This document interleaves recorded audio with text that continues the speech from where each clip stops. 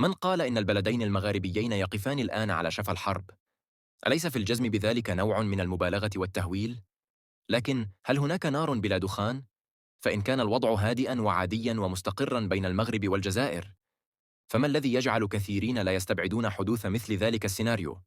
لا شك في أن هناك عدة معطيات تدعو للقلق، ومن الواضح أن كثيرا من وسائل الإعلام المحلية والدولية باتت تتحسب لحدوث تلك الحرب، وآخرها ما جاء في التقرير الذي نشرته الأحد الماضي صحيفة صوت الشمال الفرنسية،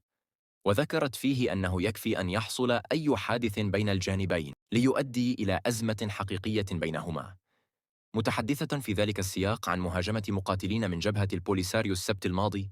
لتجمع لمدنيين في بلدة المحبس الصحراوية المتاخمة للحدود مع ولاية تندوف الجزائرية التي يتمركز فيها مقاتلو البوليساريو،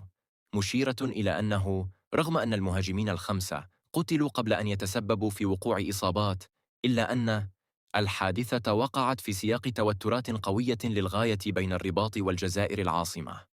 وهذا ما ينذر ربما بالأخطر والأسوأ. لكن بعيداً عن الشمال الإفريقي، فإن لقاء وزير الخارجية المغربي ناصر بوريطة الأحد الماضي بنظيره الروسي سيرجي لافروف في سوتشي على هامش المؤتمر الوزاري الأول لمنتدى الشراكة روسيا إفريقيا طرح نقطة استفهام كبرى.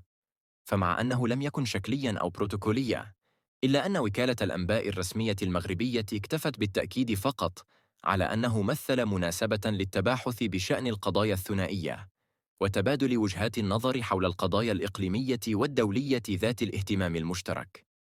من دون أن تقدم مزيداً من التفاصيل وتحدد مثلاً مجمل المسائل التي تطرق إليها المسؤولان، أو تشير كما يحصل غالباً في مثل تلك اللقاءات إلى مدى تطابق وجهات نظر الجانبين حولها.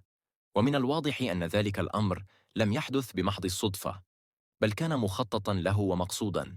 فالجانبان الروسي والمغربي كانا يرغبان على الأرجح في التعتيم على النقاشات التي جرت بينهما في سوتشي،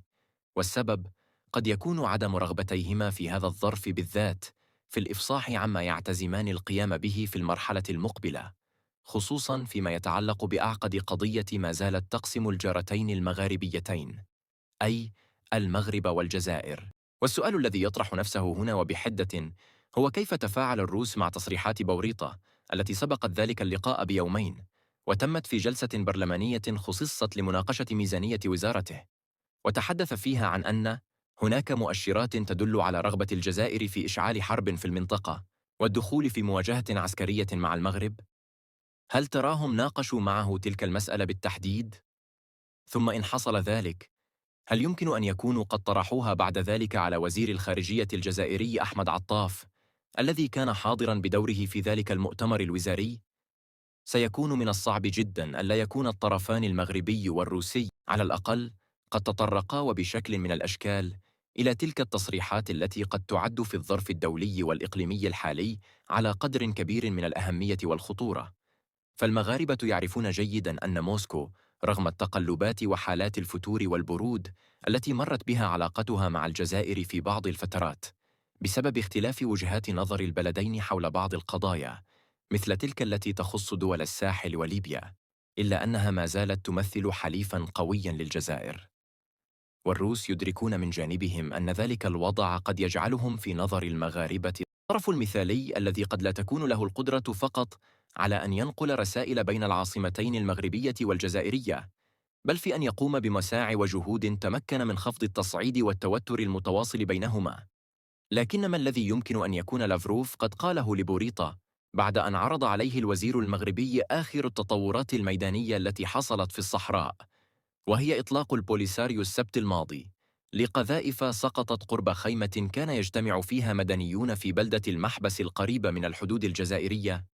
هل يمكن أن يكون قد وعده مثلاً بإقناع الجزائريين بوقف تلك العمليات الاستفزازية